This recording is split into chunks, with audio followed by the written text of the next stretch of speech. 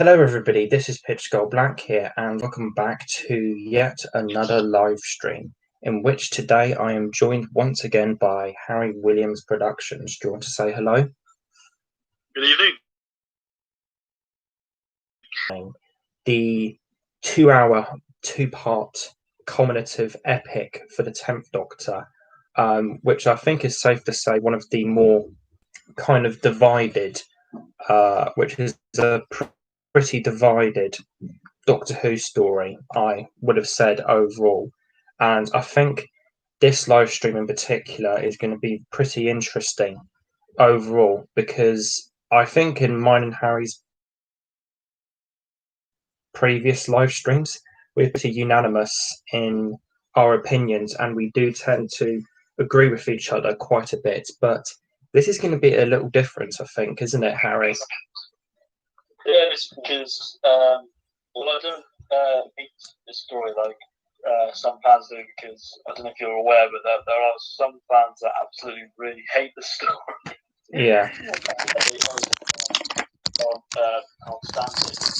But I'm sort of where there's some of it I do quite like, but I think the majority of it I don't like that much because it seems to get, for me anyway, worse and worse every time I watch it. Fair enough. But I guess I don't know where you want to start because it's quite difficult to talk about this one. It is a little difficult to talk about this one, and I think that's what's kind of going to be interesting because from what you've said about the story, you hate it, and from my watch of the entire thing today, I personally love it. So I'm not even really sure where to start with this one because we're so opposite on our opinions on this one. I mean, you said I hate it. I mean, I wouldn't speak to it, but yeah, there are lots of it I don't like. It's kind of baffling to me because previously, I mean, this isn't my opinion anyway. You have the Waters of Mars, which was fantastic. In my opinion, that would have been a much better end to the era. And then you got this story. It feels like it's written by a completely different writer. Like there's so many sorts of stupid moments, and the pacing of it is all over the place. Trying to be or going for. Mm.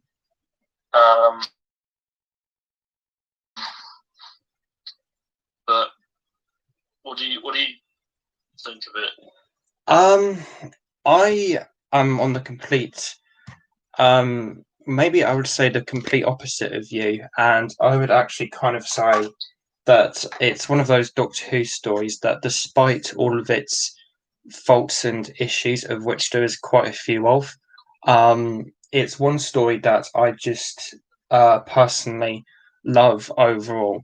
Yes, there's some really kind of stupid things to it, and there's some issues to it that I cannot deny, like the Doctor falling through the glass ceiling in the second part. It is a bit baffling.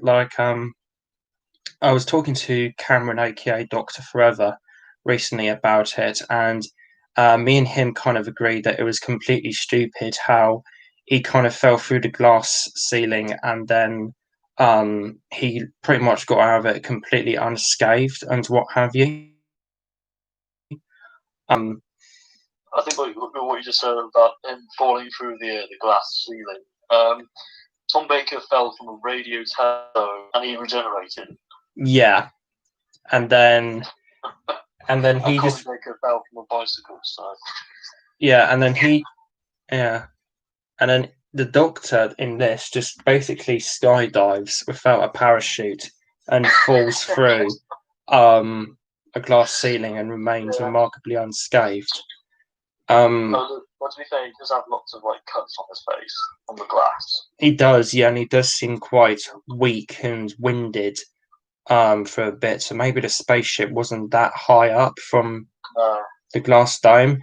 It isn't. And when I watched the second part of the story earlier today, it wasn't exactly specific the actual kind of episode as to like how far up the spaceship was from the glass dome, but I think I'm getting a little sidetracked here to kind of get to my point about the story. It's one of those Doctor Who stories, kind of like the Daleks' Master Plan, where I can kind of really love it despite the problems it has. And the End of Time's a really interesting one in that kind of field, I would have said for myself personally, because whereas there's a lot of silly moments to it and there's a lot of questionable moments to it, it's such a culminative juggernaut to the Russell T Davies era, in my opinion, and it wraps up that whole era of Doctor Who so well to the point where it's kind of hard not to love, in my opinion. I love all of the moral complexities that there are in the episode, such as the Doctor, such as that quite famous scene of the Doctor with the gun against the Master and Rassilon, for example, in the second part. And yeah, it's a strange one because I really do love this one, despite all of the issues that I do have with it, just because it's such a brilliant way to wrap up the Russell T Davies era. It has such a feel culmination to it and sense of finality to the point where I just think it's absolutely brilliant in that regard. There are problems the way it wraps up that I kind of have because I sort of get what you mean. There are problems the way it wraps up that I kind of have because I know we jumped in quite a bit ahead here, but yeah, it's going to be a bit disjointed, this stream, I feel like, if you ask me, because of how different our opinions are on this. There's no real kind of thing you can say that I can kind of go off of, if that makes sense, like our previous live streams were. If that's fair to say. We haven't really. I'm not sure if we've reviewed stories that have really sort of divide opinion, really. Yeah, that's what I was kind of saying earlier, because I don't think we've ever reviewed in one of our streams a story in which us two have such opposite opinions. Yeah, I mean, I guess we could probably start from like the beginning of like the story and sort of say what we like and don't like about as we go through it. And kind of roughly go through a rough kind of timeline of the story, as it were. Yeah. So, I mean, the story starts off with Will, and a narration by, at this point in the story, an unknown voice. Yeah. We don't know who that voice. Well, bad dreams, as they put it in the story. Yeah. The master. Mm-hmm. And I find it strange how it's like the dreams are literally just the master like laughing. Yeah. Yeah, that is a little weird, yeah. But also, so he goes into a church and he meets this mysterious figure who is never actually explained who she is. But I think it was just left up to the audience to make up in their own heads. Well, in the second part of the story, where everything gets kind of wrapped up, there's two kind of Time Lord or Time Lady kind of prophets or soothsayers with their kind of eyes covered with their hands and what have you. And it's revealed that she, the figure Wilf keeps seeing, is one of them in the second part, which is interesting. that's another thing as well. There are some planets that don't like the endless amount of prophecies in the RTD era. Like they're not the not four times thing. These what's it? The You Are Not Alone, and the valiant child who will die in battle. The very soon line. I don't think I would consider the Yana line a bit of profiteering. I think it's just a bit of really clever foreshadowing. Like I find that really intelligent bit of writing that the face of Bo says "You are not alone," which is abbreviated to Yana in the series 3 finale, and then it turns out Yana's the master in the Fob Watch, basically. Yeah, I'm not saying it's bad. I'm just saying you do get these sort of similar, I guess it is foreshadowing moments in the RTV era. Yeah, kind of trope type of things. Yeah. So what I realised about the story is, when I last watched it, is that the Doctor doesn't really do anything that much. He doesn't really do much. It's focused around sort of Wilf and the Master and Rassilon as well. So the Doctor's kind of sidelined a bit. Maybe in the first part, yeah. Not sure if I'd agree with that in the second part, but maybe the first part. Yeah, obviously, like in the second part, he jumps out of the spaceship and that. Yeah, he jumps out of the spaceship, has that really dramatic moment with the Master and Rassilon where he like points the gun at them and what have you. Yeah. I think also, like in this story, well, more so in the first part, there's a lot of the sort of silly music from like Marigold's score, which I don't know if you know, but some fans really can't stand it.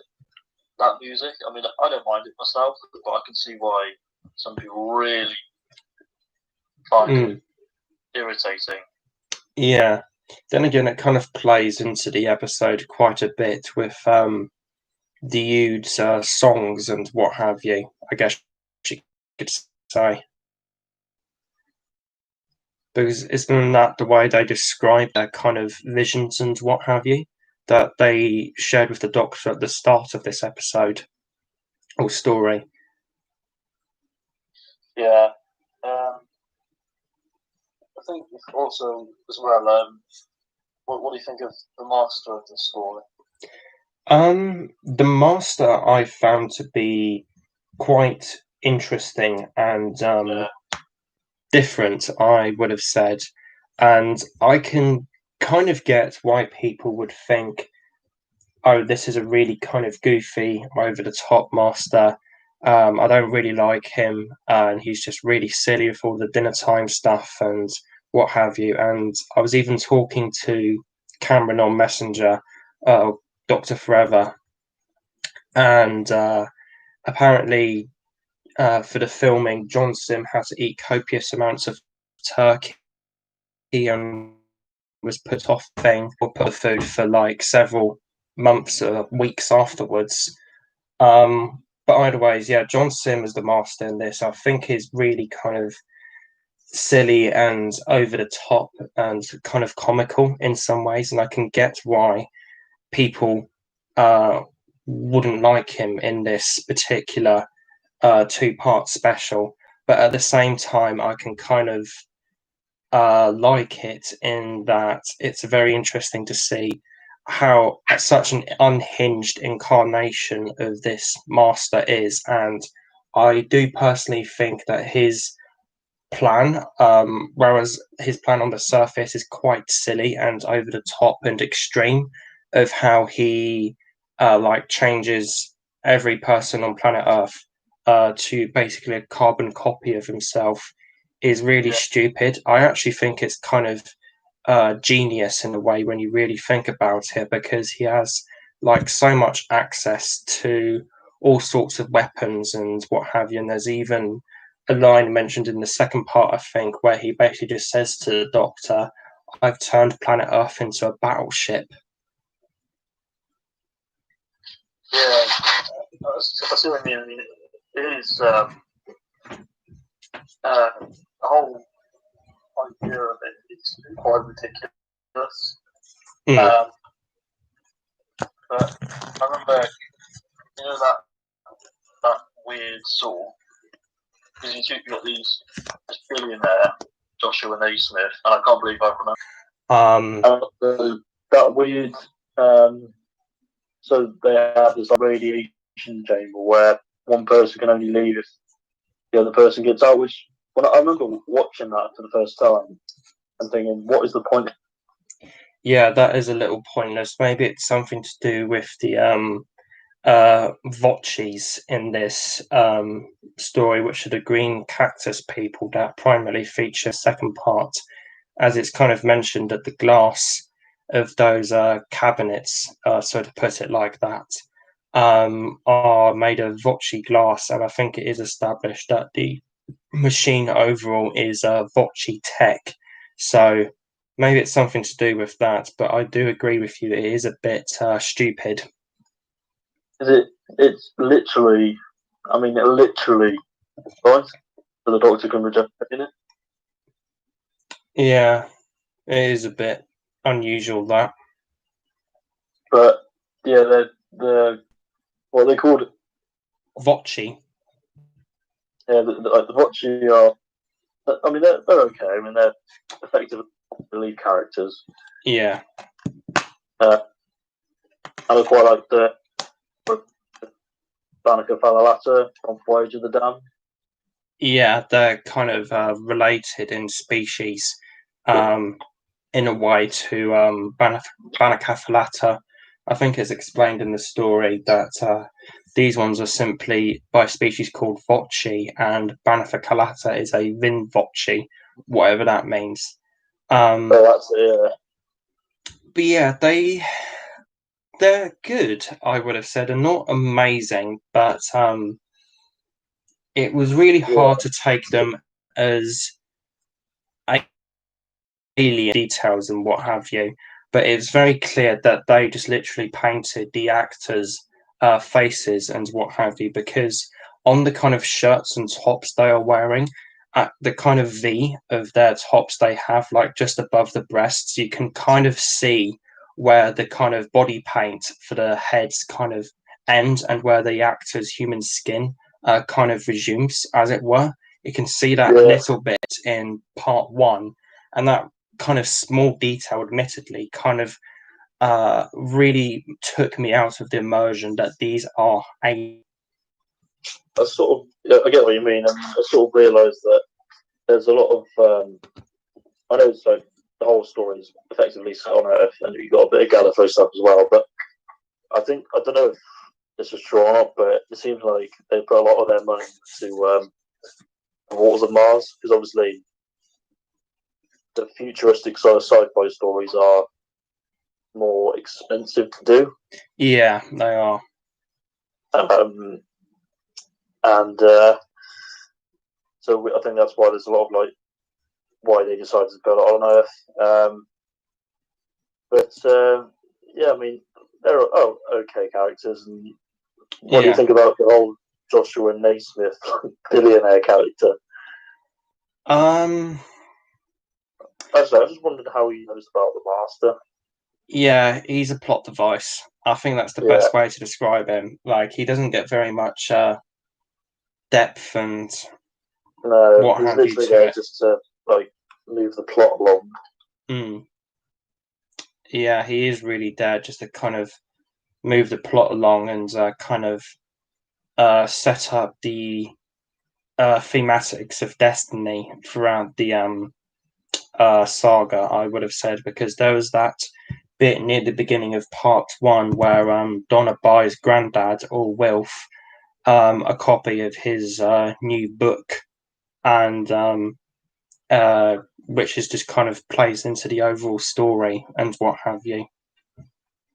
Yeah, that's the thing. Donna makes a return because obviously Wilf's in it, and so you guess you have to have Donna in it as well. And it's the whole idea of if she remembers the Doctor, she'll die. That's brought up again. Yeah. And I don't know why the Doctor literally parked outside of her house. Well, he could have just put the TARDIS somewhere else. Yeah, he could have done easily. Like phone Wilf or something. Yeah. So what are you doing? If she sees you, she's going to die. Yeah. Then again, the Doctor did implement a how do you put it, a defense mechanism in Donna and what have you, but that isn't really explained much in the episode. Overall, I would have said, like when she starts to remember and what have you, she wipes out a bunch of the Master clones in the second part, or knocks them unconscious or whatever, but it isn't really explained much beyond that. Yeah, I remember like the whole cliffhanger for the first part, where you see all like the Johnson, people turning into Johnson. Yeah. I remember like the Doctor official YouTube account uploaded a video of that cliffhanger. Oh yeah. And there's a brilliant comment that said, "This is the most like out of context like cliffhanger ever, or clip ever." Because yeah, if you like say you've never watched Doctor Who before and you watch that, you probably think, "What the hell happened here?" Yeah, I wouldn't be surprised if that happens. But in my opinion, I think the Master in the story, I don't think he's as bad as people say he is. But I think what I will say is that I don't know why he's like dressed like a tramp. Yeah, that is a bit. And that scene, yeah, that scene in the, I don't get why his hair's blonde as well. I don't know if it was that so they could just variate him up a little bit. Yeah. But so they could sell action figures or something. But but that was always a big part of Doctor Who and what have you, the action figures. Character options literally made a character of fucking Laszlo from Daleks and Manhattan. So they literally made figures of anything back in the day. Yeah. And also that scene where building up to the dinner time scene where there's a shot of those skeletons. That skeleton. I mean, they are so hilariously bad. Yeah, they were a bit bad. But yeah, and like another thing as well, like, why is there just a random burger van in like this quarry? Yeah, whatever it is. Maybe it's for the builders. Who knows? Yeah, I just thought, no, apart from those two weirdos, I'm assuming they're homeless people. Who's going to be walking by there? Yeah, they should be better off parked in like a lay-by, like most burger vans. Yeah, that is a little unusual. I know that's only a nitpick, but yeah. I think I enjoy the first part more and that's mainly because in the second part, in my opinion, I think Russell T Davies just sort of went full big part of the 10th Doctor. Yeah, I can kind of see that in a way. But I know you can't enjoy the story, so I'm not going to put opinions wrong or anything. Yeah, as I was saying, it is difficult to kind of really talk about this as we're on such polar opposites.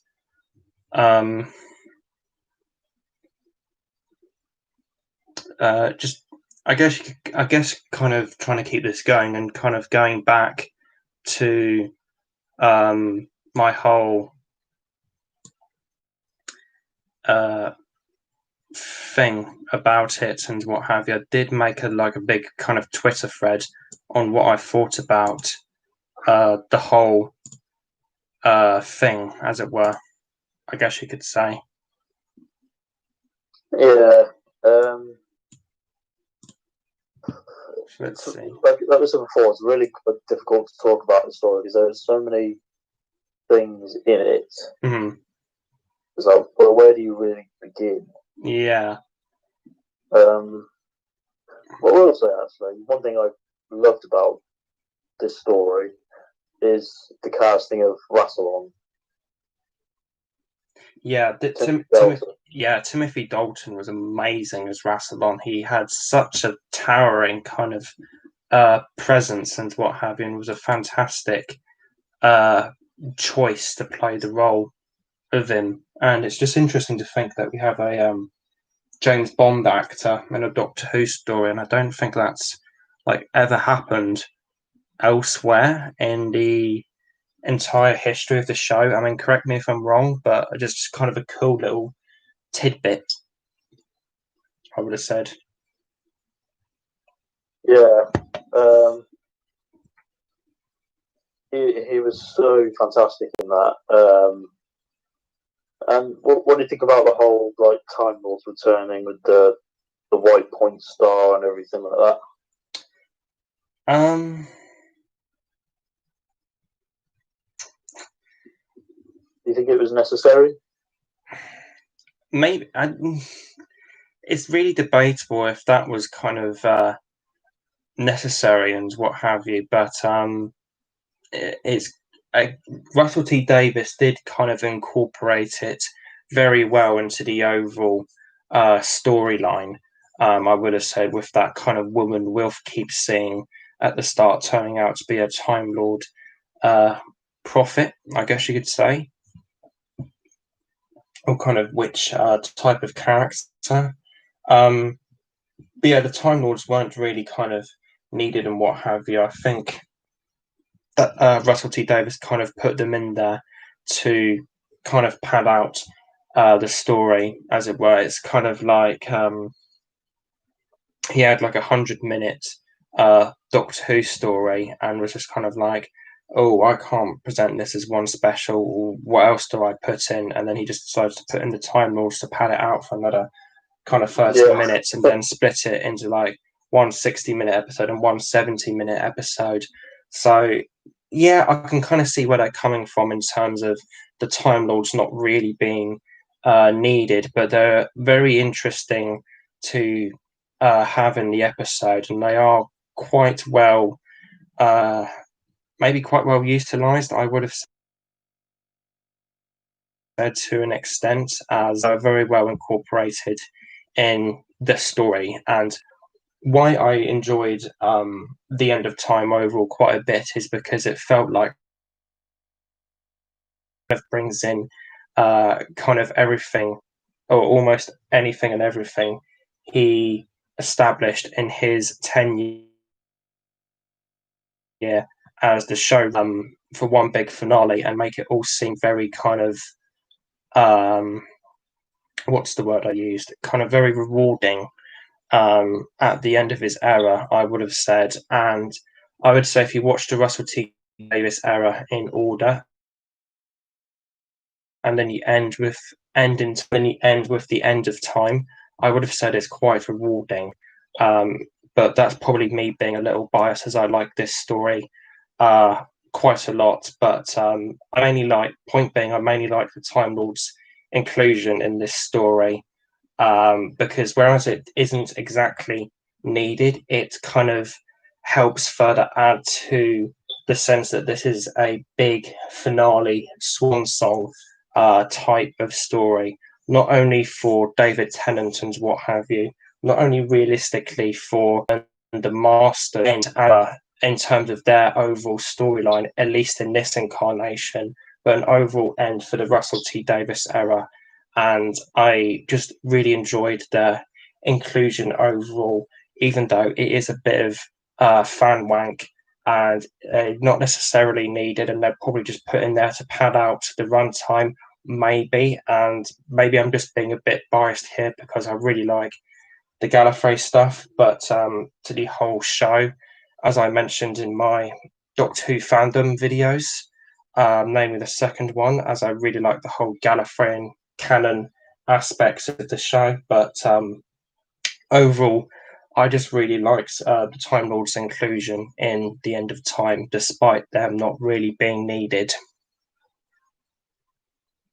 Yeah, I sort of see what you mean. It was kind of enjoyable to see them. I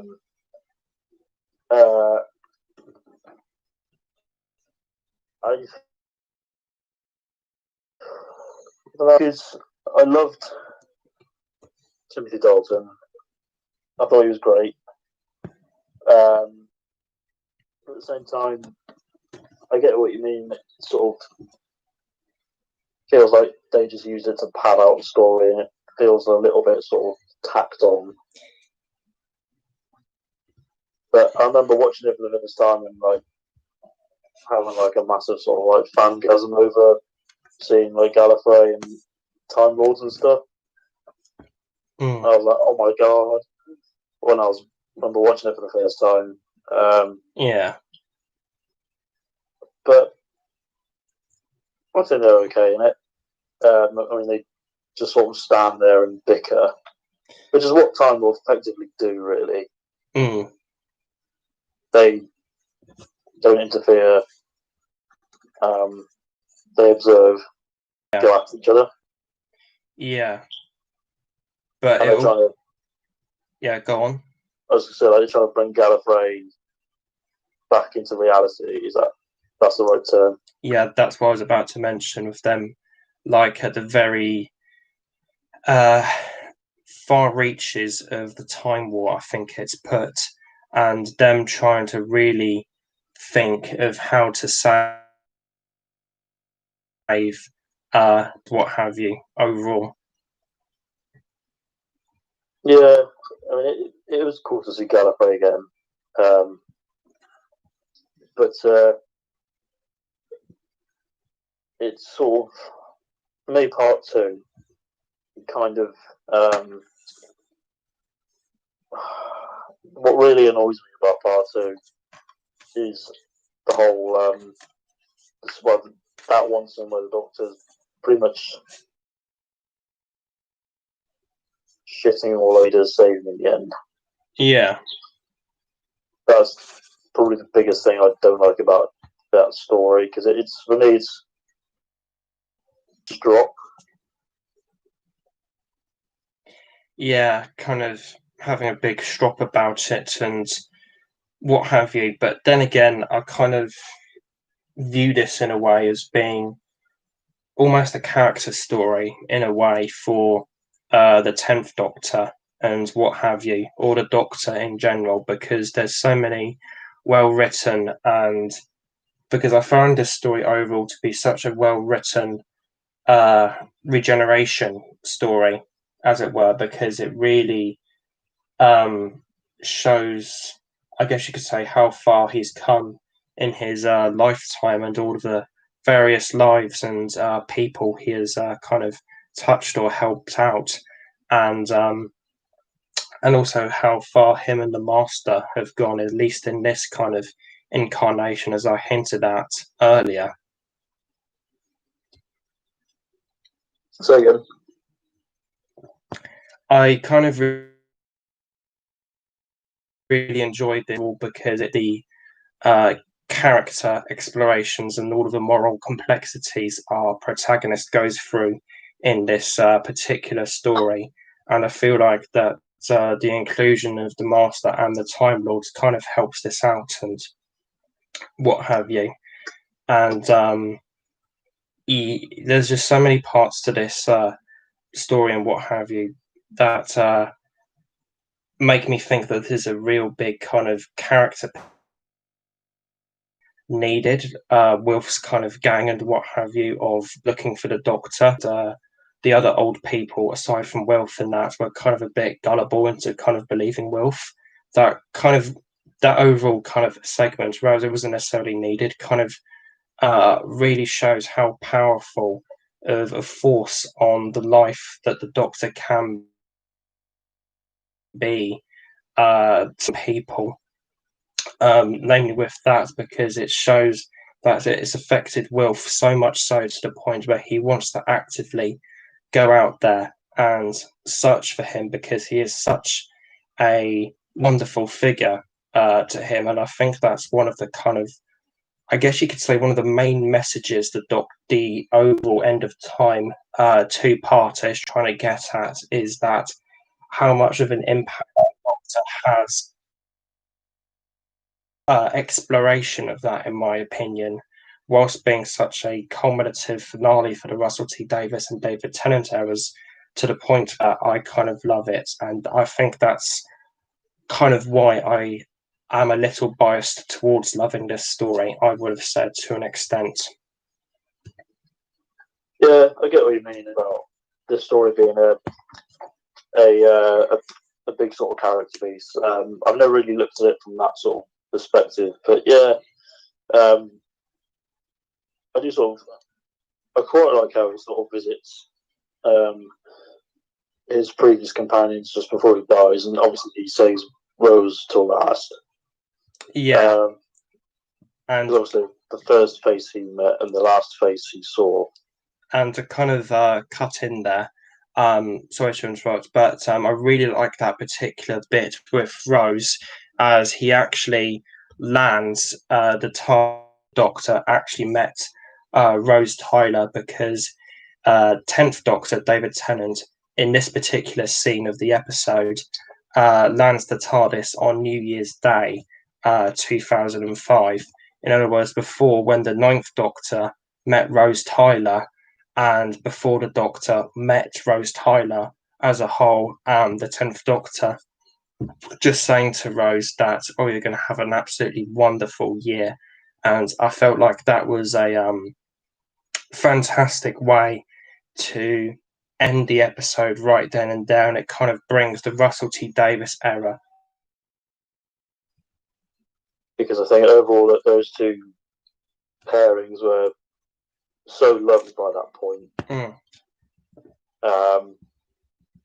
I do feel, as nice as it is seeing all the companions, even like Captain Jag as well. Yeah, and Alonso from the Voyage to the Damned as well. Oh yeah, that was random. Yeah. I feel like it was a little bit drawn out.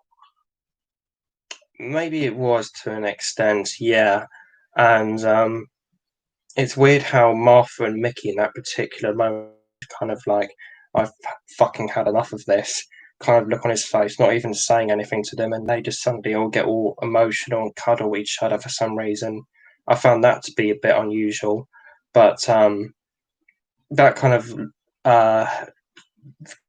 kind of sequence, whereas I can see how it was like drawn out in some people's opinions, I do find it quite touching in a ways, and kind of further adds to my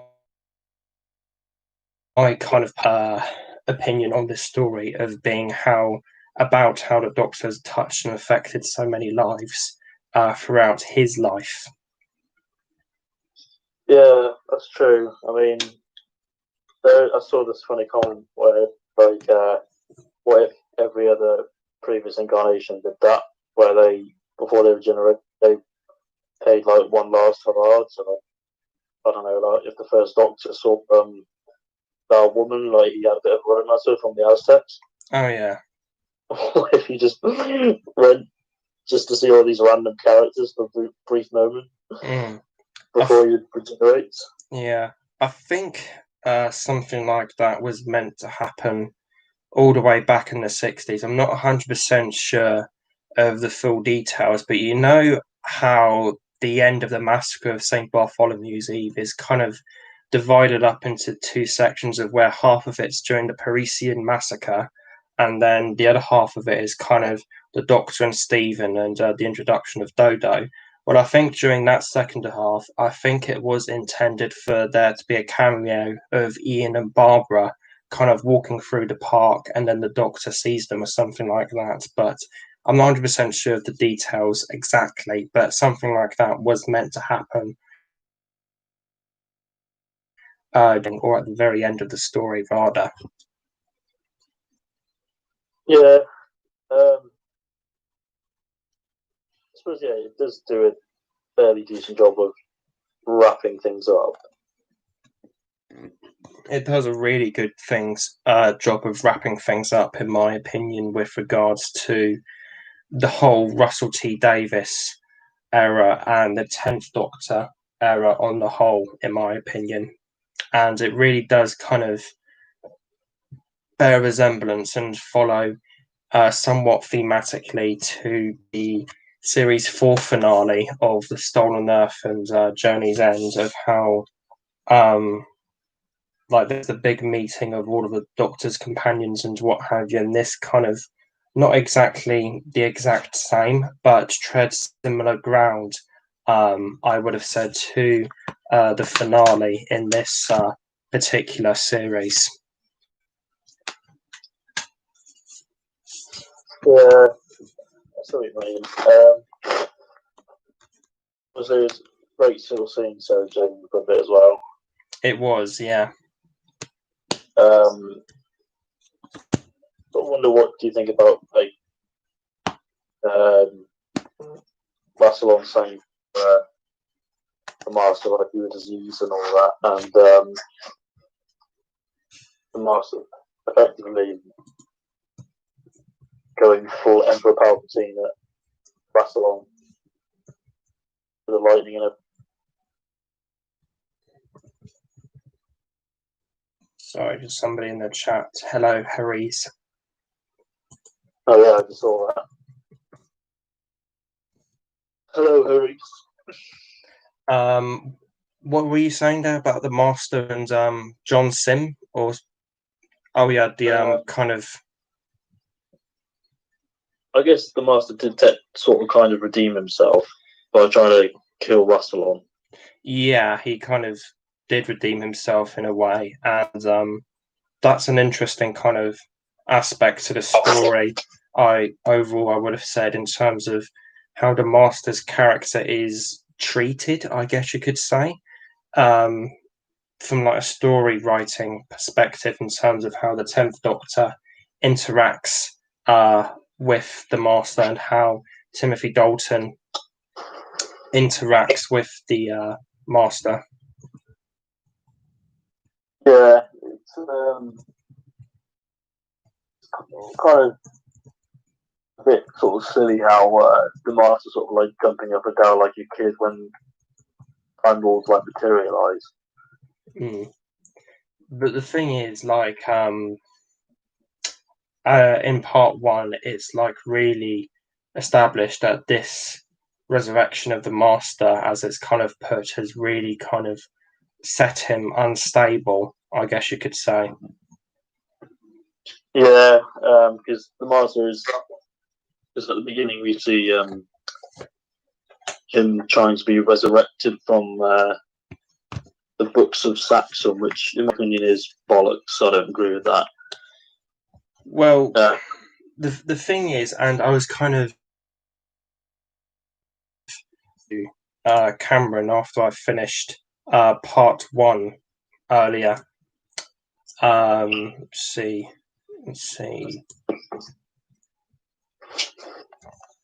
Just see if I can get this up.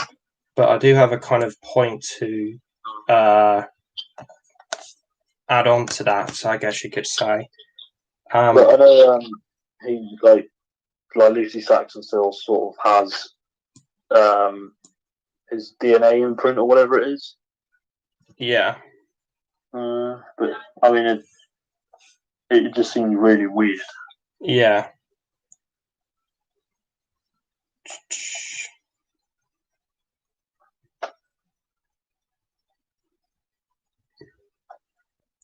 Yeah.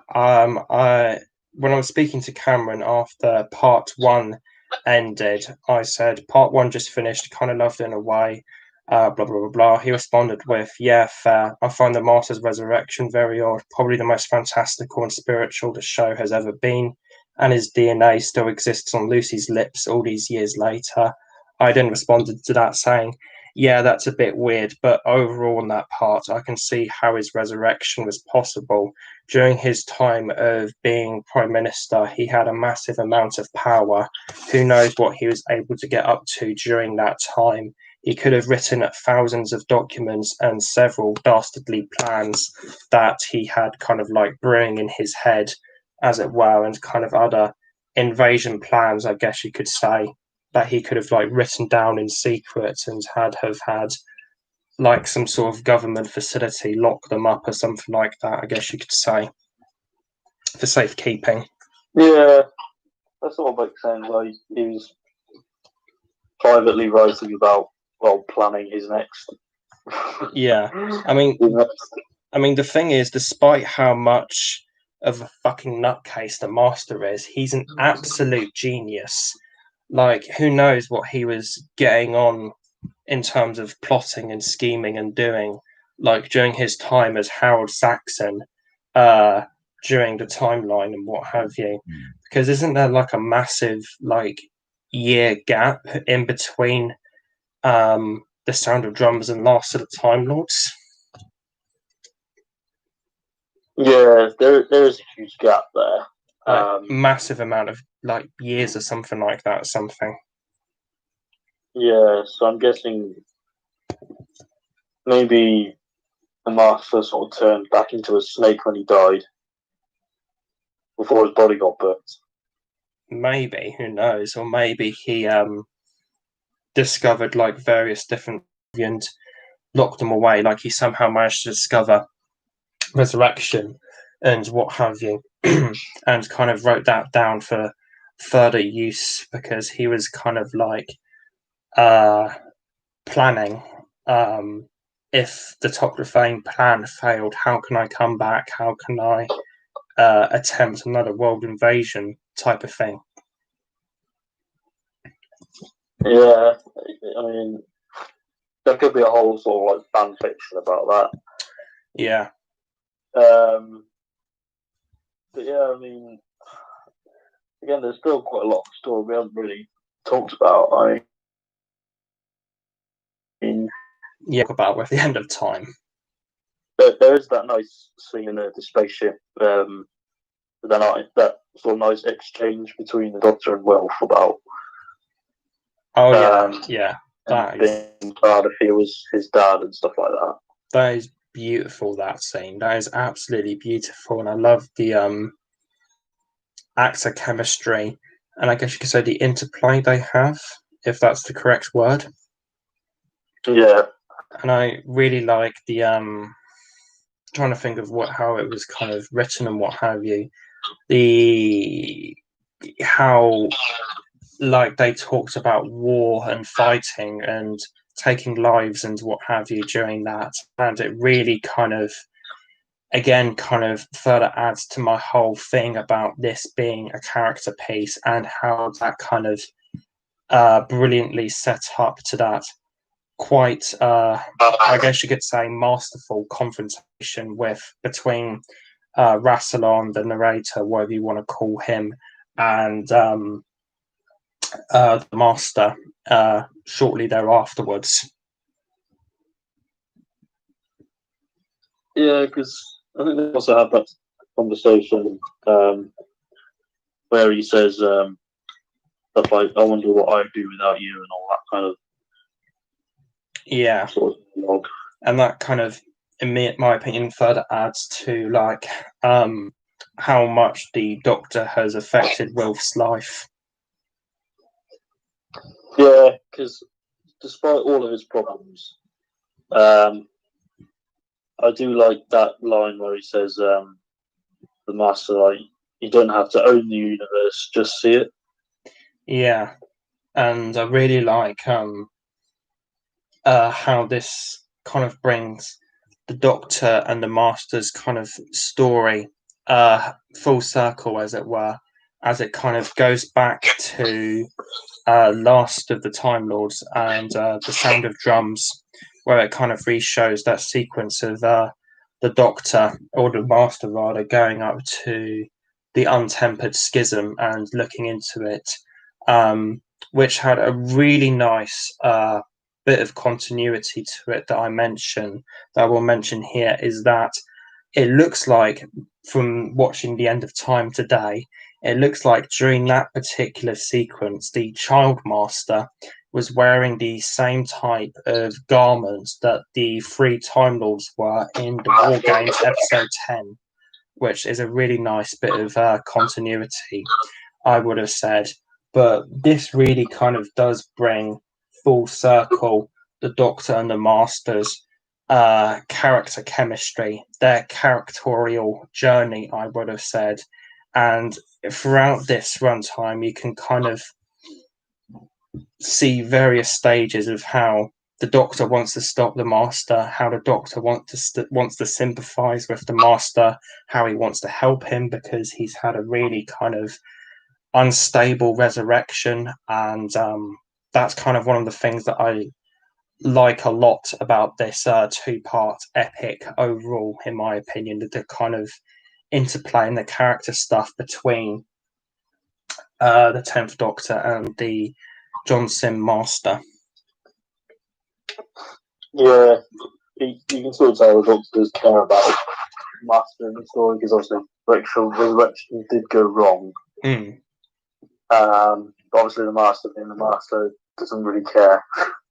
Yeah, the Master doesn't really care. I mean, I don't think he really has the sense to do so because of how unstable of the resurrection it was, mainly with Lucy Saxon's involvement in it, and where she throws like that poison potion or whatever it is into his resurrection thing, which afterwards Lucy Saxon just disappears, doesn't she?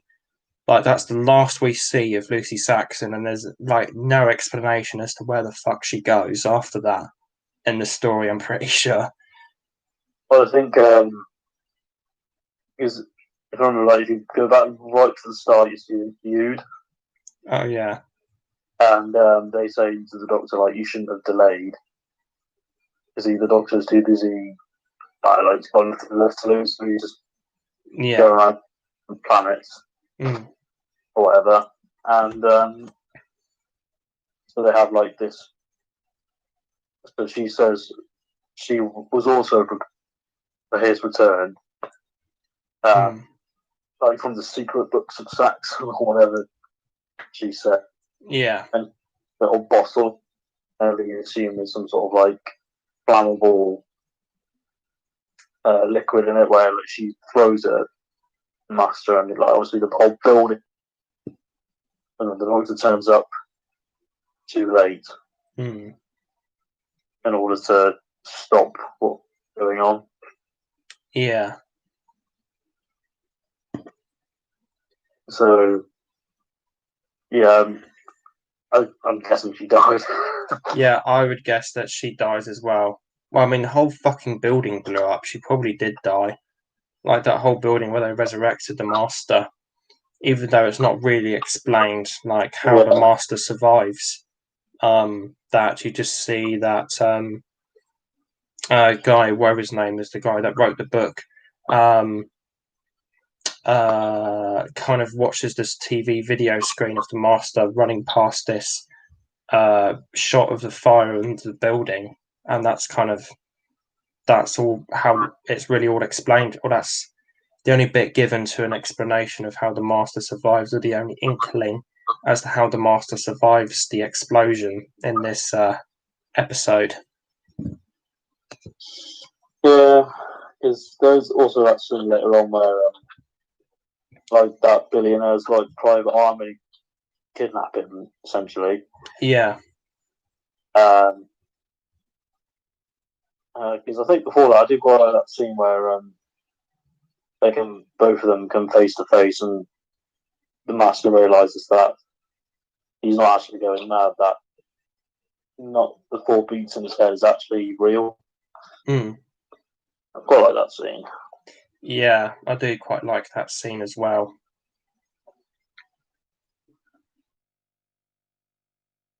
But yeah, in my opinion, there's not that much to like about the story, because there are so many ridiculous and plot conveniences and stuff like that. Yeah, I can kind of see where people are coming from in terms of it being a ridiculous kind of stories overall, I would have said.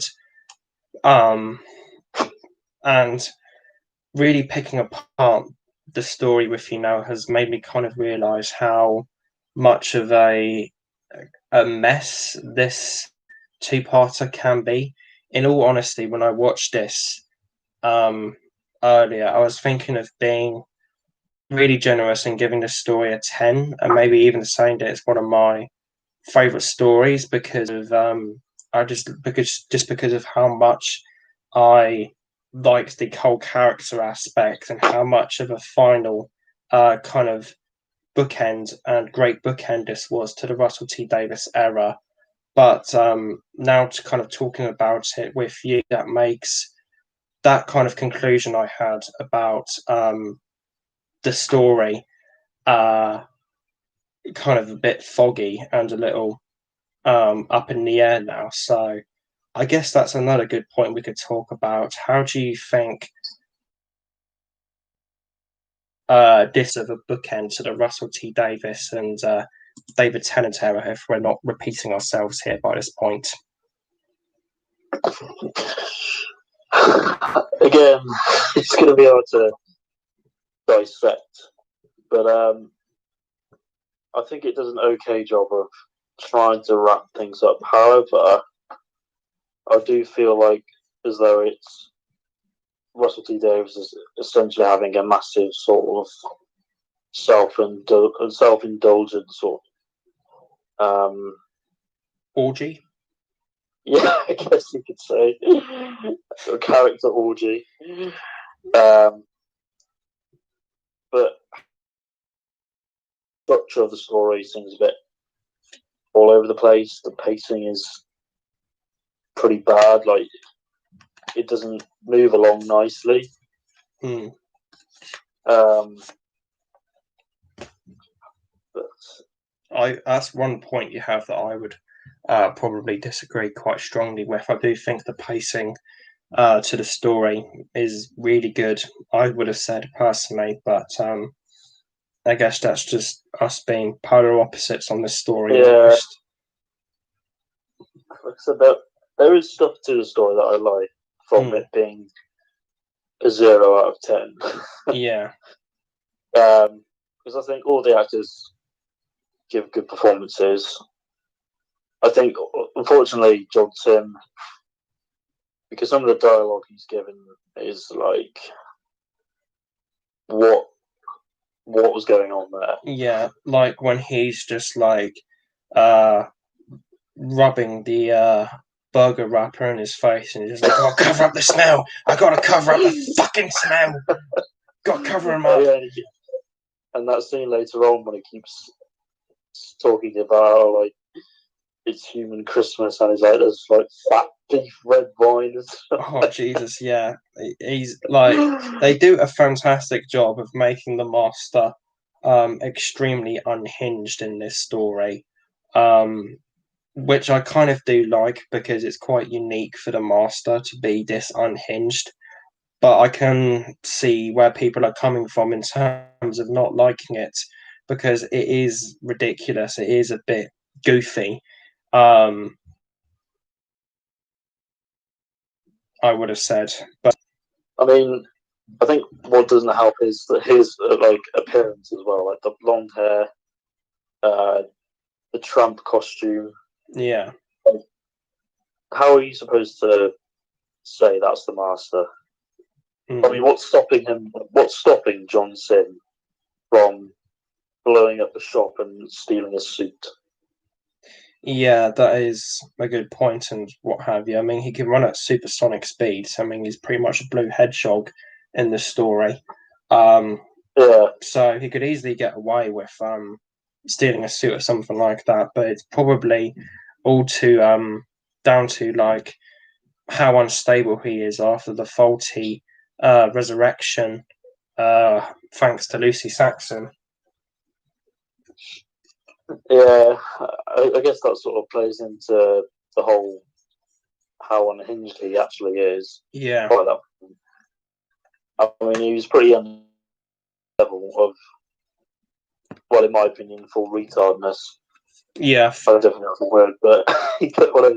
Yeah, the master does kind of go full retard in this story. I can, I wouldn't be kind of disagreeing to that comparisons or analogy of the master in this story.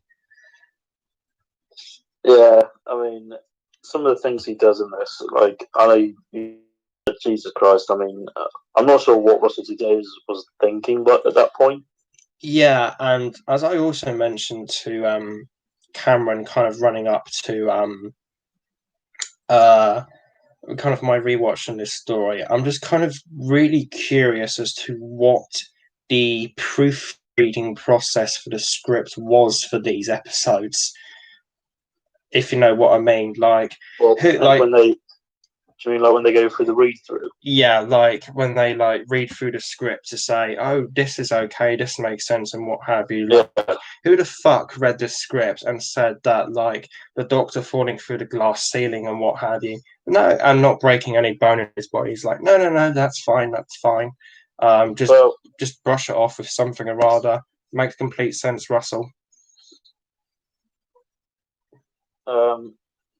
Then again, like, if you, the way I think about it is,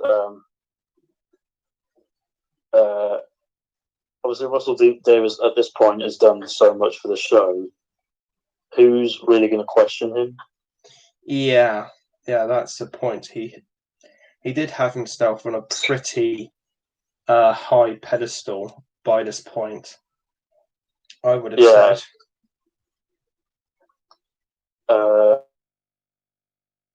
So, like, of Johnson shouting dinner time and stuff like that. Yeah, that would be really interesting and what have you. I mean, if I was there, I probably would have just laughed in hysterics. Yeah, I probably would have done as well. And I think I did actually snigger or burst out laughing during that watch of that particular scene earlier today. I mean, I know, like, we talked about this like the other day, but I think, you know, they're like, he was just sort of laughing at the Irish warrior being made to, like, the King of England and like the dying days. Oh yeah, and I saw it being made the King of England in the dying day. And having hang gliders as well. How is that a popular book? How is that a fucking popular book? Like, I don't get that. Like, it's I'd be actually interested in seeing, or reading rather, a Target novelisation of The End of Time. Maybe there is one in the works or what have you, but I just don't get, like, you go on Goodreads and then this is like got rave reviews on Goodreads. Like, how? It's shit. Like the Dying Days. Like, Yeah. I just don't get how this on Goodreads is a popular book. Like, it's shit. I couldn't even finish it because of how shit it was. Yeah. I mean, I would like to read it just out of curiosity. Well, good luck finding a copy. Yeah, I know. I don't want to pay extortionate amounts for it. I paid £35 for my copy, and I feel disgusted by that, to be honest, in a way. Yeah, I mean, maybe I'll find it for a decent price one day, but I'm not. Obviously, I would like it for completionist sake, or like collection's sake, but Jesus. Yeah. So many weird things in this book, like an ice warrior crying, one's using hang gliders, one becoming the King of England. I'm not sure what's worse than, like, dinner time or an ice warrior with hang gliders. An ice warrior crying. Yeah, they made the King of England. Maybe it was just melting a little bit. Who knows? Get into the hot room. A melting ice warrior. That's something I didn't think I'd be saying today, but here we are. Yeah, I think they just need to cool down. But I mean, what fucking snowflake that ice warrior is. I think also, in terms of like stupidity, like I mean, there are some pretty stupid Doctor Who stories out there, Yeah. like Orphan 55 and stuff like that. Oh yeah. I've heard some people call that Abortion 55. I mean, it's a serious. I mean, this should be like aborted from camp. Yeah. I mean, it sounds a bit harsh, but Yeah, and I know this is another unpopular opinion, but like I kind of find the haunting of Villa Diodati, or the haunting of the vanilla dildo, as I call it, kind of stupid in some respects. well, more stupid than the end of time. Well, not quite as stupid as that, but like the whole. I brought it up in my first Doctor Who fandom video of how Yaz just kind of blurts out, "Darkness, the lone Cyberman, it's what Jack warned us about." Like, the viewers are completely fucking brain dead and can't remember, like, what the hell happened in Fugitive of the Doom. Like, I get some people may not remember, like, the episode and what have you, or may not have seen it by the point of the vanilla dildo coming out, but to me, it was just completely stupid and as I put in my segment in that video, I felt like I was being called a brain dead retard whenever that moment happened, personally. But that's just me. And I mean, I did. It's like sort of opposite again. Like, I did quite like that story, but I completely understand what you mean with that bit of dialogue. Yeah, that's a Doctor Who story where, like, we are way more divided on than the end of time, I would have said. Yeah. Because what do you rate that episode? Oh god. Like, I know there's some people on Twitter that like really loved it, but whereas I liked it a lot, I wouldn't say I loved it. So I'll probably give it a 6 or 7. I would actually probably only give it around a 1 out of 10, to be honest. It's the worst episode of the Jodie Whittaker era, in my opinion. Even worse than the Timeless Children, I would have said. So, what do you not like the Timeless Children? Well, the Timeless Children is not a great episode, but come on, the fandom. There's so fucking much more to the episode than just the Timeless Children reveal. Stop saying that the Timeless Children is a 0 out of 10 episode just because there's previous Doctors to the first Doctor now. That's a fucking stupid reason for saying that episode's a 0 out of 10 on that reason. Like, do you get what I mean? That's like being completely oblivious to all other points and all other good things in the episode, and you're just calling it a 0 out of 10 for one reason rather than like a cumulative effort of multiple reasons. Like, don't get me wrong, The Timeless Children isn't a good episode, but there's so much more to it than just the main kind of plot reveal, if you get what I mean. Yeah, I mean, I do have my problems with that story, but leave that for another review, which would be interesting. Yeah, that's something that is an episode I would maybe like to do a full video on at some point. Yeah. Maybe at some point after my 8th anniversary special review, which Harry knows what that is, but my other viewers here don't. Yeah, I know.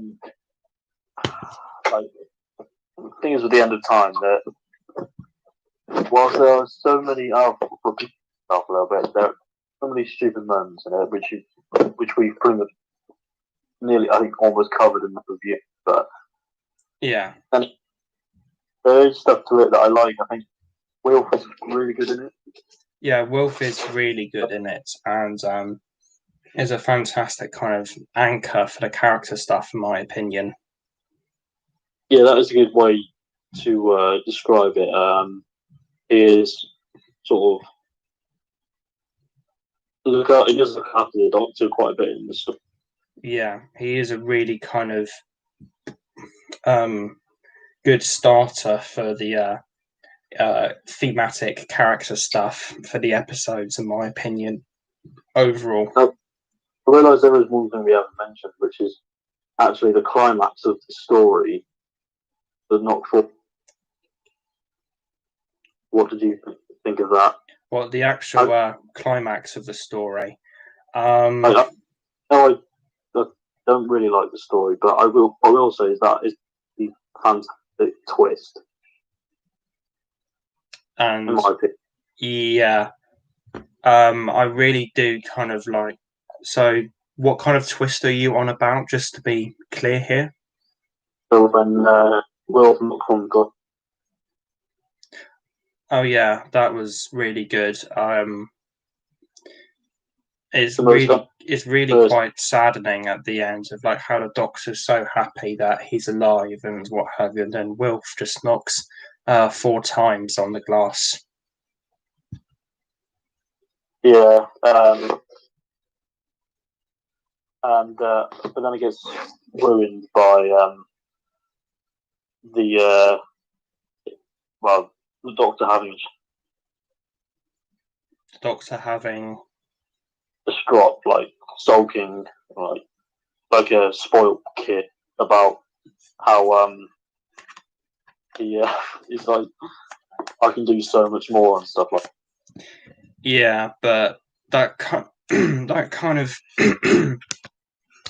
I kind of didn't really mind that, I would have said, because that's just kind of also plays into the whole character parts of the thing, I would have said, because he's kind of relishing on the life that he has. He's kind of relishing on how much of an impact he has had on Wilf, I would have said, by this particular point in the episodes and what have you. And I feel kind of Wilf kind of maybe gets that in a way as well by how he doesn't really respond to the Doctor saying that, but he is kind of very reluctant to let the Doctor essentially sacrifice himself by letting him out of the glass cubicle thing. The whatever the aliens are called, I forget what they're called now. The cactus bitches, the Vinvoches. Yeah, I guess it is nice how he sacrifices himself, but I also quite like how Wilf actually just says, tells him not to do it and just leave him there. Yeah. And I do think that is a really good kind of strong moral moment for the Doctor, because Wilf says to him there, oh, just leave me, go about your life, leave me here to die, basically. But no, the Doctor doesn't do that. He goes in, effectively kills himself, and lets Wilf live on the rest of his life. I think that's a really kind of, pardon the upcoming pun here, strong and noble thing for the Doctor to do in terms of his character, in my opinion, and is yet another thing to further add to how this is a character episode, in my opinion. Yeah, I know that the 10th Doctor is a very emotional Doctor, and that this sort of the Regeneration is quite different than before. Yeah. Because all Doctors before have gone in Regeneration like fighting. Yeah. Well, for the most part. Yeah. Well, but maybe, yeah, but I would have said that the 10th Doctor here does go down fighting with regards to his regeneration, because he completely destroys the TARDIS, I would have said. I'm not really 100% sure, like, why that exactly happens, but maybe it's because he has such kind of built up angst and what have you, of how he's viewed all of his companions' lives and what have you at the end of the episode, how much he has changed them, and how upset he has that he has to effectively go and change into another life, with his ending line, "I don't want to go." I would have said so. I don't think that part of why he destroys the TARDIS during his regeneration is exactly fully explained, but maybe it's because of the overall inner-built angst and anger he has built up throughout the entire saga, I would have said. I think also it's like just a way so they can show the progression between the regeneration and effectively the redesign of the TARDIS as well. Yeah. I think that's probably the reason why they blew it up. Yeah. For one of the reasons. Have you got like favorite sort of? I mean, personally, I don't like that. I don't want to go line. I think they should have just probably not just have any line. Just let him sort of tear up, but then regenerate. Not say that, then regenerate. Just tear up and then regenerate. Have you got a favourite regeneration? Because I say my favourite regenerations probably 5 and 3 and probably 9. I think my favourite regenerations would probably be 1 and 9. I would have said personally, maybe. Yeah. But then again, I do kind of see how some people don't like the "I don't want to go" line. May find it a bit overly sentimental and a bit kind of over the top. And over the top and weird, because this is the Doctor's. Let's have a think here. 11th body, if you count the War Doctor, and people may find it a little weird how he's not wanting to go, but how he knows he's going to be going into another life, as it were, so to speak. But in my opinion, it's just all about the kind of character stuff. Going back to my point on characters, kind of all the character stuff again, because this is kind of all of the character stuff coming to full circle, coming to a head in this particular section in the saga, I would have said.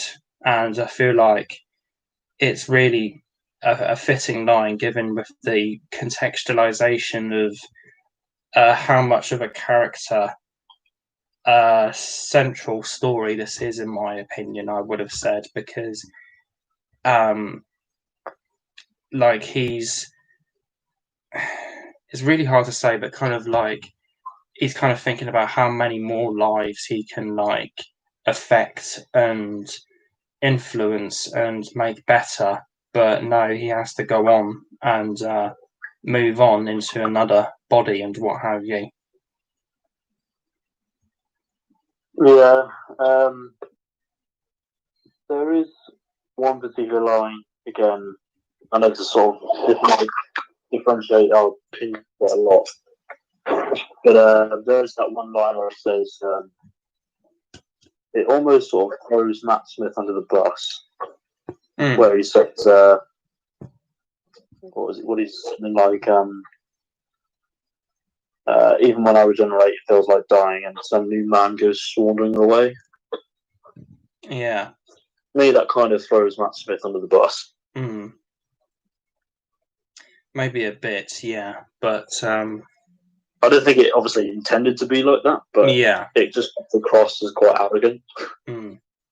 And I think that my previous point there about how it's all about the different characters and what have you, and how the "I don't want to go" line is a fitting cap to that. But the thing is, in my opinion, all of the Doctor's incarnations have effectively had have all effectively been different characters, despite certain tropes and things kind of tethering them together to make them the same person, but each and every single one of the Doctor's incarnations have been different characters, essentially.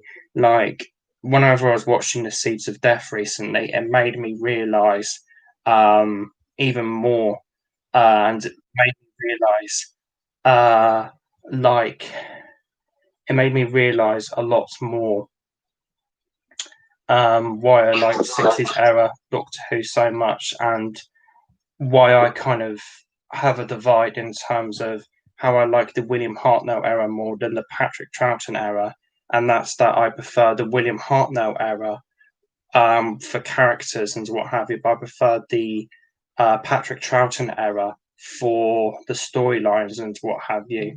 And my watch of the Seeds of Death then, or recently rather, kind of made me realize a bit more about that, and made me realize and made me come up with a new point I have about Doctor Who in general.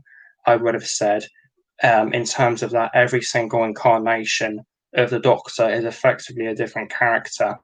Because watching the Seeds of Death there made me realize how different of a character the second Doctor is to the first Doctor, because I was really thinking about why I love 1960s Doctor Who when watching that story, and watching that made me realise how much more of a gun ho second or character that the second Doctor is, in my opinion, how he's much more condoning of like alien slaughter, I guess you could say. Maybe I'm wrong in saying that, but like, he, massive spoiler alert for a lot of stories here, but he kills the Daleks off in Evil of the Daleks.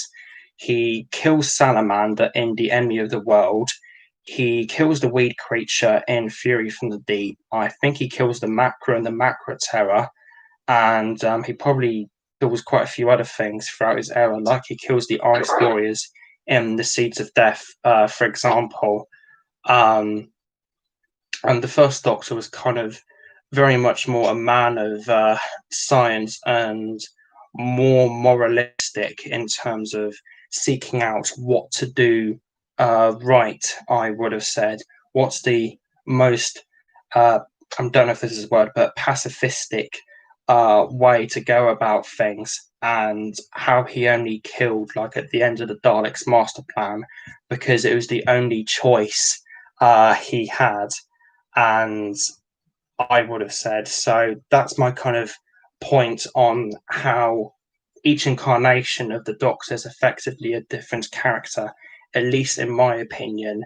And that kind of plays into my thoughts about the end of time and the Doctor's I don't want to go line, because the Doctor is effectively regretting in this particular character as the David Tennant Doctor that he can't like touch any more lives. He can't change any more lives, because he knows he's going to be going into a different character. He's going to be having a different personality. He's not going to be able to change the lives of the people he changed in the David Tennant's body in the same way as he would be able to as the Matt Smith body, I guess you could say. There will be different ways of how the Matt Smith character will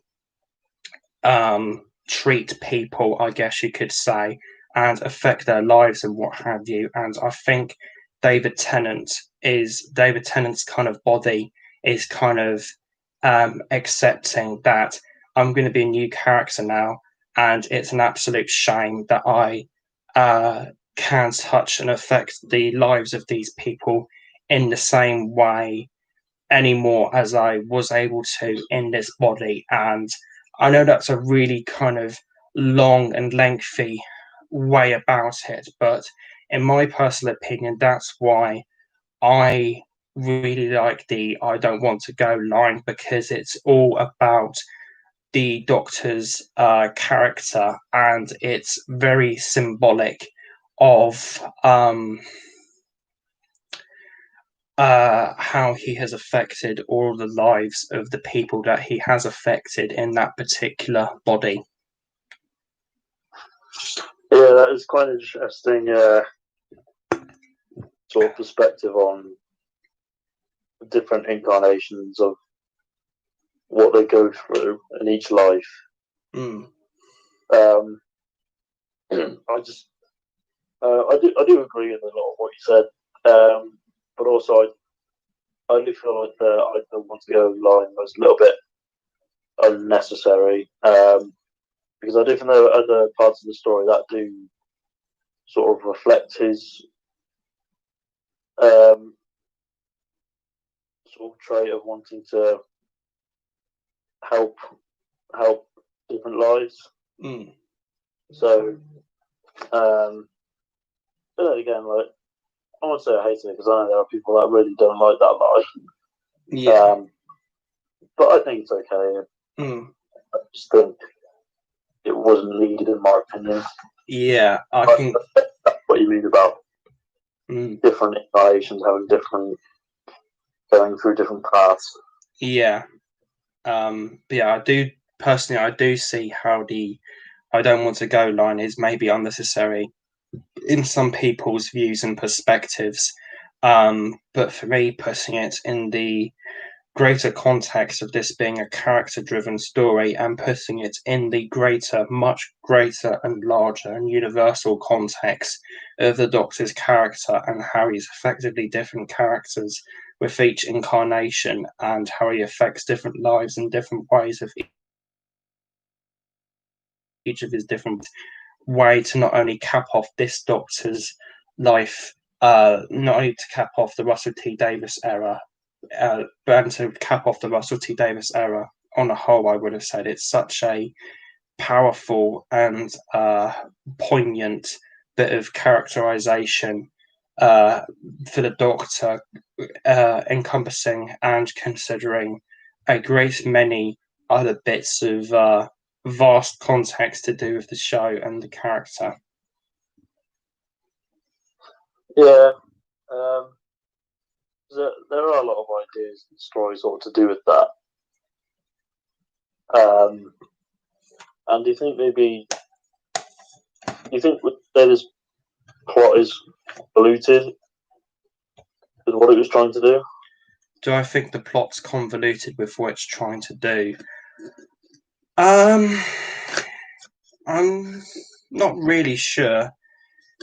I don't think I find the plot that convoluted at all. I would have said personally, but that's just me. Yeah, I guess it is fairly easy to understand, despite how ridiculous it is. Yeah, it is a little bit of a ridiculous plot, I will say that, but I still do quite like it overall as it kind of does. I'm getting really repetitive here, probably just constantly yapping about the characters, but it does play really nicely into the characters once again, because it really goes to show how unhinged the Master truly can be and what lengths he will go to fulfill his powers and what have you, despite it being a little ridiculous on the surface. Yeah, it is ridiculous. But as I said, there are some parts of the story that are enjoyable, even though I don't really agree with a lot of what's going. Yeah, that's fair enough, and I can kind of see why people wouldn't like this story overall, as it is a bit silly and goofy in some parts, but I still do quite like it a lot personally. Yeah, I don't understand why people really do not like the story. I can kind of see why, in terms of like the Master being really goofy and ridiculous, but other than that, I don't really see why people would absolutely detest this story. There's far more. Oh yeah, Like, there's a lot worse stories than this, yeah, there is. especially in recent years. Oh yeah, especially in recent years. I think another thing to point out um, is that obviously it depends on how much or whether or not you like the 10th Doctor, really, as well. Yeah, I guess that's a really good kind of point about it as well, because that probably does play into a bit of why I like the story so much, I guess you could say, because he is my favourite modern day incarnation of Doctor, as probably many, and he is also probably many's favourite modern incarnation of the Doctor. He is, dare I say, he's probably the most popular modern day incarnation of the Doctor. I think that's probably quite a fair thing to say. Actually, But I mean, he is the he's most. one of the most popular in general, really, as well. Yeah, he is one of the most popular in general as well. And I guess we could talk briefly about Matt Smith's little cameo, post about his regeneration scene, if you know what I mean. His introduction. Yeah, his introduction was interesting, and quite set up his character as well. How he kind of pulled down a follicle of his hair, was kind of like, "I'm not ginger, I'm still not ginger," or what have you, which was interesting. Yeah, because I used to know somebody who, like Matt Smith was, I think is like a favourite Doctor, but he hates that scene. Yeah, I can kind of see that in a way. Of like how he's kind of like, "Oh, I've still got legs and what have you," like, Yeah, like, I know he's just regenerated, but like, it's just acting like an idiot. like, can the Doctor even do that? Like, regenerate into amputees of things like that? Is that a thing Time Lords can do? Can they like regenerate into a body that only has like one arm or something? Yeah. Like, is that possible within the canon of Doctor Who? I mean, anything's possible in the canon of Doctor Who. It's like, I don't know, it probably happened in like Big Finish or something. It probably did, yeah. Big Finish will do anything. So as long as it gets the fans jizzing. Yeah, from like the Virgin New Adventures, actually. Yeah. I was like, you do. Yeah. They go up to all sorts of fucked up things in the Virgin New Adventure books. But yeah, like Bernie Sunfield having sex with an Ice Warrior. Yeah, that happened in Legacy. Yeah. That Damaged Goods probably still holds the record for probably the most gratuitous and vile Doctor Who book I've read. Oh, and Harry's gone. Right.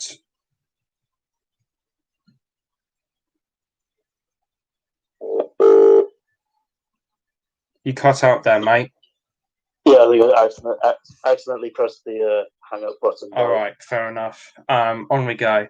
But yeah, I was saying that Damaged Goods still probably holds the record for the most gratuitous and fucked up Doctor Who book ever. Like, I can't get over that. The writer, who is actually Russell T Davies, by the way, came up with some of the ideas in it. Like, one of the ideas, for example, is this implied schizophrenic celebrity that masturbates to cutting up clothing and returning them to the shops underneath the complaint Damaged Goods. Like, that actually happens in the book, and I'm still kind of amazed by somebody thought of that, or Russell T Davies thought of that. Yeah, I mean, he did also think of Dinner Time, so yeah. The book female masturbation, and then we immediately cut to dinner time. That's an interesting transition. Yeah, that's fucking weird. That, I mean, there is I don't know if you know. So when the new series came back, or was in the process of being promoted and that kind of thing, I think the BBC had talked to Russell about reprinting Damaged Goods. Oh, right, that's interesting. But he didn't want it to happen because obviously, I think even he knows how fucked up the book is, and he didn't want to have have a bad press on a show that Oh, yeah. based off this one book, that a show that hadn't even aired yet. Yeah, that's fair enough, because like the contrast between his Oh, Doctor Who yeah. stuff in Damaged Goods and his TV Doctor Who stuff is enormous. There's such a big difference between it, I would have said. But then again, we're writing for a very different medium in both regards, and he was able to get away with a lot more in the book anyway, because of how much of an adult or young audience, tailored audience, that the Virgin New Adventures were appealing to, I guess you could say. Yeah, I mean, the Virgin New Adventures is so different from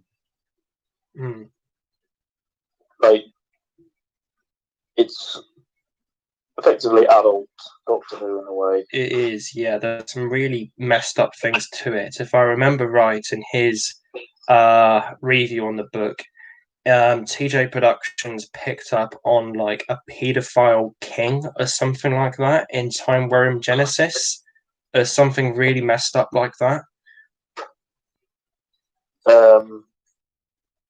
Yeah, I've heard some pretty terrible things about that. Obviously, I would like to read Damaged Goods and Time Worm just to see what this shit's all about. Yeah, that Damaged Goods isn't exactly bad. It's just really fucked up, I think, personally. Yeah, I think that's why I'm interested in that, is to see how fucked up it actually is. Yeah, it's really fucked up. If I remember right, I'm not 100% sure if I'm remembering this right, but like a kid with autism gets killed in quite a brutal way, something like that in the book. Something messed up. It's extremely messed up like that. I could be wrong in quoting that, but something like that does happen in the book. Jesus. Mm. Oh, God. Then again, it can't be as fucked up as Combat Rock or Rags. You would know Rags because you've read that. Yeah, Rags, like certain character, like, because Rags is effectively like this sort of traveling band. Yeah. And I think one of the characters has like orgasms over the band and stuff like that, and masturbates over the band. I think I remember in Cameron's review on his channel of Rags, he mentions how like the band throw up and then people start masturbating over it and licking up the vomit and what have you, or something weird like that. It's really bizarre. And then Combat Rock is really weird as well. Like from what I've heard in it, Victoria gets raped apparently. I've heard that as well. And I've also heard that somebody gets their left arm and leg attached to one tree, their right arm and leg attached to another tree, and then the trees get pulled apart or something like that, just ripping them in half or something incredible like that. Yeah. Combat Rock is something I would like to check out just for to see if it's as bad as Rags is. But I think we're sort of rambling on a bit. We are rambling on a bit, yeah.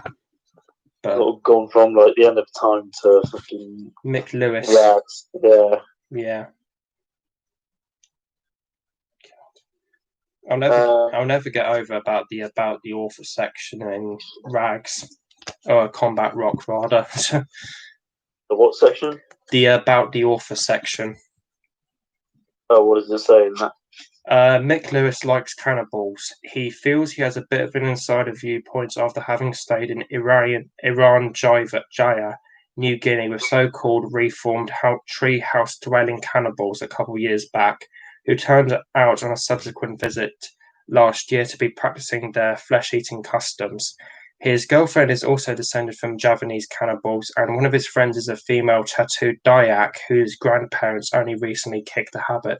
This probably explains where the idea for combat rock came from.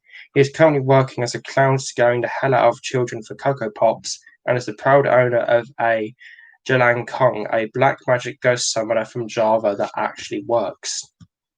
There you go. Wow. He sounds a bit of a weird character. I think he's actually in prison, Mick Lewis, believe it or not. But I could be wrong in that. I actually came across his Facebook profile a couple of weeks ago, and it seems like he's doing like as an extra in series 12 Doctor Who. He's a Cyberman in that. I think he was also the third Doctor in that massive group shot in Day of the Doctor as well, believe it or not. Really? Apparently. But shall we get back to the end of time, because we're kind of going off on different tangents and what have you. We're kind of breaking away from the pack here. I don't know how long we've been going for. We've been going on for over 100 minutes, so nearly 105 minutes. So we've been talking quite a bit about the end of time to an extent. So do you want to kind of wrap up here, or do you want to kind of continue talking about the end of time and the things surrounding it? Or I guess we could wrap up, because I don't know what else to say about it, unless you've got any. I don't really know what else to say about it either. I mean, I really kind of discussing it and what have you here in this stream has really kind of made me think about the story a lot more, because I really enjoyed it initially on a very kind of visceral enjoyment level, I would have said, in terms of how much it's such a powerful character piece and such a powerful combination of the Russell T Davies era, and how well it kind of wraps up that era, how well it wraps up the David Tennant era, and how well it wraps up the Doctor and the Master's relationship, at least in incarnation. And I still really do love it in terms of that respect, but it is a bit of an odd story when you really pick out all of the finer details and what have you. So whereas I was actually initially considering a 10 out of 10 for this story, and possibly placing it in my top 10 favorite stories of all time, actually, talking about it here tonight with you has made me think about the story a lot more.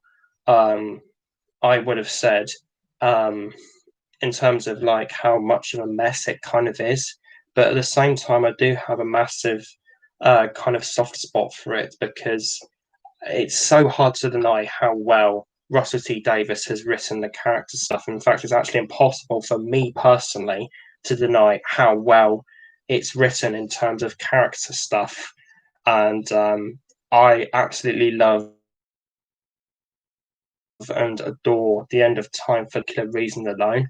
And if I was scoring the story just on that fundamental aspect, I would actually give it a 10 out of 10. But looking at it on the whole, I'm really uncertain for a rating. I'm really not sure, maybe a 9 or something. But it's very hard for me to decide personally, as I'm very kind of conflicted about it personally. Yeah, I mean, I don't know if find enjoyment out of it. I think personally for me, it has so many problems, which we I hope hopefully covered most of them in the review. But as I said, there's still some parts to it that I do quite enjoy. So yeah, I'm quite for how much of a powerful character thing this is for the Doctor. How, in terms of as I said earlier, how he's touched all of the lives and what have you of all his friends and what have you, and how powerful it is for him and the Masters storyline, I would have said. So I can enjoy it immensely for the character stuff and what have you. But yeah, it is a bit of an odd story when you actually pick out the finer details. Yeah, as I say, it is a very strange and quite ridiculous story as well. But I think if I had to give it a rating, I'm really stuck between a 4 and a 5, which might sound a bit harsh, but yeah, I do kind of see where you're coming from in terms of it being a bit ridiculous and a little kind of goofy, but I do find it a very interesting watch, even for those aspects, because it really goes to show how unhinged the Master can be, how much of a maniac for power the bastard can be, personally. Yeah, true. I mean, I think the Master is one of the big problems with the story, and just the ridiculousness of the plot, and also, well, I mean, the list is endless, really. I think we've covered most of it. Yeah, like as I said, I'm forgiving of a lot of the issues and what have you, but I do still quite like the Master to an extent overall. Yeah, I mean, in a way, it's just because of like how unhinged of a betrayal the Master is in this, personally. Yeah, because some people will consider this to be like one of the worst things ever, and I think also there's worse stories out there. Oh yeah, there is far worse. Yeah, far worse. I mean, there's a lot of stories that I could name off the top of my head that are, well, I guess in my opinion anyway, much worse in the end of time. Yeah, I think that people are really harsh on the story. Yeah, people are a bit harsh on this story. I will definitely agree. I know this may sound a little tad arrogant, but maybe some people aren't looking at the bigger picture of this story, in my opinion, anyway. But maybe that's because I view it from a very characterial lens or perspective. Yeah. And more kind of looking at it in terms of just being a pure visceral regeneration story, as it were. I think also, if you're somebody like us who grew up watching the new series, then we're probably going to be a bit more invested in it. Maybe, yeah. As opposed to somebody who grew up watching the classic series. Yeah, I mean, I've been with the new series since 2005, since with series 1. Like, I even remember seeing a advert for it probably in like late 2004, and going up to my parents and asking if I can watch this show called Doctor Who that was coming on. So yeah, so I think it does depend on whether or not you like the 10th Doctor and whether you're a fan of the new series or not. So yeah, I think overall for me, it's all right. It's not terrible, but it's just a bit meh.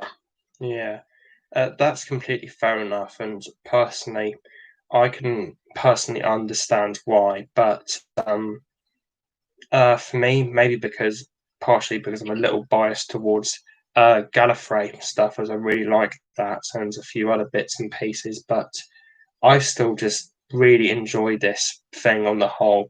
Yeah, it's littered with issues, but it's one of those Doctor Who stories where I can like enjoy it immensely despite all of the issues it has, kind of in a similar vein, but not quite the same to the Daleks' master plan, as this is quite in a different uh, spectrum in that kind of same opinion type of thing I have, in that I can really, really just enjoy this on a visceral level overall in terms of how much of a fantastic bookend it is to the Russell T Davies era, in the sense that it brings full circle, like the Master's arc with the Doctor, uh, and the David Tennant Doctor's era on the whole, and how it kind of like throws back in the Gallifrey Time War stuff as well for a bit. So whereas it does have a lot of issues, I'm personally quite forgiving over a lot of the issues that it has, and this may surprise a lot of people here, but I'm honestly feeling a 9 out of 10 for the end of time. I know that's probably a really unusual and maybe even controversial opinion for this particular Doctor Who story, and personally, I can see why people wouldn't rate the story as high as I do personally. But for me, I just enjoy it so much because I find all of the character stuff in this so written with heartfelt and so written wonderfully, to the point where I just kind of, in a ways, almost automatically and kind of biasedly love it in a way. Yes, it's definitely a flawed story, and I'm not trying to deny that, but it has a colossal amount to it that I enjoy a lot personally, and I just kind of love the end of time. It's one of those weird stories where I have a big kind of soft spot for it. I would have said personally. Yeah, I can see why you'd enjoy it. It's just not for me personally. Yeah, I can kind of see, if people were to say that like you do, I can see where you're coming from, because the Master is really kind of over the top and what have you. But for me, it's really fascinating to see him so unhinged, and I think it's a really kind of interesting dynamic for the story to have and to play off of, with regards to the character stuff between Ten and the Master in this particular um, event of Doctor Who. Yeah, like interesting story in a way. Yeah. But yeah, I'm just not a big fan of it in my opinion. Yeah, that's fair enough. And as I have said, I can personally see why, but at the same time, I just really enjoy it a lot. Probably for a lot, probably for like the complete, maybe would I say the complete flip side of the reasons that you hate it? Is that fair to say, or is that a bit far? What was that, sorry? Was it kind of fair to say for me that I enjoyed a story a lot for the things that are the flip side to what you don't like this story for? Is that fair to say, or do you think that's a little far? Well, I mean, if you enjoy it, that's up to you. I mean, it's of a massive gap between us in terms of this Doctor Who story, in terms of how we look at it and how we appreciate it or don't like it. Yeah, the story is, for us anyway, incredibly split in terms of our opinions. Yeah, and I think that's really interesting. But yeah, I personally quite love it for one particular reason, and Harry's pretty much, well, not sort of the opposite, but like very different to me in terms of what he doesn't like and what have you. Yeah, I mean, I would also say that we do sort of like similar things, Mm. and we agree on similar things. Yeah, I mean, we both agree that Timothy Dalton is amazing at wrestling. I think we both agree at that. Yeah, he is incredible in it. But there's also a lot of the story that we don't, or we have different opinions on. So it's been quite interesting in that regard. Yeah, and I think it has been a very interesting live stream overall with regards to us kind of talking about it, because it's very different. Because, as I said right at the start of this, nearly 2 hours ago now, that we normally have reviewed things where we're quite unanimous in our opinions, but here we're very kind of split and divided on it. Yeah, I think this is probably the longest stream we've done. I think it is, but like, it's been difficult to do because, as I said, we're so different to opinions on this Doctor Who story, unlike anything else we've ever discussed realistically in this particular series of live streams that we've done. Yeah.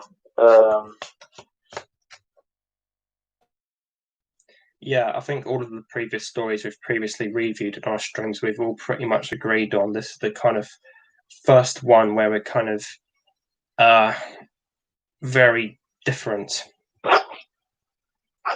Yeah, especially this story, especially with almost polar opposites. Yeah, almost polar opposites. As I said, I'm kind of in Antarctica, and you're at the equator or something like that. But it's not quite polar opposites. Like, it's not like I absolutely love this and you absolutely hate this, but it's not like me in the fandom with the vanilla dildo or whatever. Yeah, I mean, I think we're pretty much definitely opposites on that one. I think we are very opposite in that episode with regards to that episode. Definitely, yeah. Is that? I mean, we should probably talk about that one at some point. Yeah, but I would probably need to watch that thing again, which, oh God, no thanks. Yeah, you'd have to go through it. Oh God. Suffer through it another time. Yeah, suffer through it another time. But I think don't really know what else to say, to be honest. I don't really know what else to say either. I think we've gone on long enough. We've just peaked. We've just gone over the 2 hour mark in this live stream. So I think to kind of wrap up this live stream and trying to wrap it up in a way is by saying that the end of time is a very divisive ending for a Doctor and a very divisive ending for an era of the show. And it's most definitely divisive between me and Harry. Whereas I personally love it in one particular aspect, Harry doesn't really like it as much as I do. In a completely different aspect, I would have said we have very kind of different opinions on this particular Doctor Who event, and I think that's the best way to sum up our opinions in this 2 hour monolith of the story, which is actually coming on to the same length as the specials culminated themselves. So I think that's the best way to sum up our opinions. A divisive ending for a Doctor and a divisive ending for an era, and it's equally divisive between me and Harry here in this live stream today. Do you have anything else to say, Harry, or do you think we should just stop it there? I think I've pretty much said all I needed to, really. I think I've said all I've needed to as well. Like, I love it personally for the character stuff, but you just don't like it as much as I do for completely different reasons, really. Yeah, I'm not really a huge fan of it, to be honest. Fair enough. And I personally can see why. It's just that I do love it for the character stuff. Yeah.